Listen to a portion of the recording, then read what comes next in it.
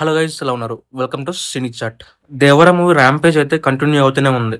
So మనం రీసెంట్గా discuss చేసుకున్నట్టు యూఎస్లో పర్టికులర్లీ నార్త్ అమెరికాలో ఇది 75% వరకు అయితే రికవర్ చేసింది అండ్ 2 మిలియన్ గ్రాస్ కూడా కంప్లీట్ అయిపోయింది.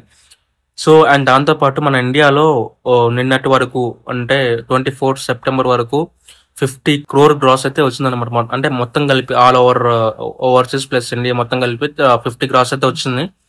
అండ్ నేను ఒక్కరోజే హైదరాబాద్లో 24 అవర్స్లోనే బుకింగ్ ఓపెన్ చేసిన 24 అవర్స్లోనే 10 crore గ్రాస్ అయితే వచ్చింది. అండ్ దాంతోపాటు ఆర్టిస్ట్ ఎక్స్పోర్ట్లో కూడా మనకి ఫస్ట్ 1 crore పెట్టిన మూవీ అయితే దేవర మూవీ అండ్ ఎన్టీఆర్ అనకే ఈ రికార్డ్ సాధ్యమైందని చెప్పేసి అయితే మనం డిస్కస్ చేసుకున్నాం.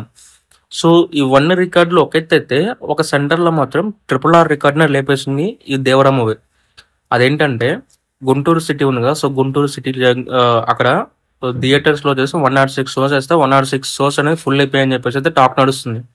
సో దానికి గల గ్రాస్ 1.13 crores అనమాట. సో అంటే 1,13,00,000 గ్రాస్ అయితే వచ్చిందనమాట. అది కూడా రిలీజ్ 3 days ముందు.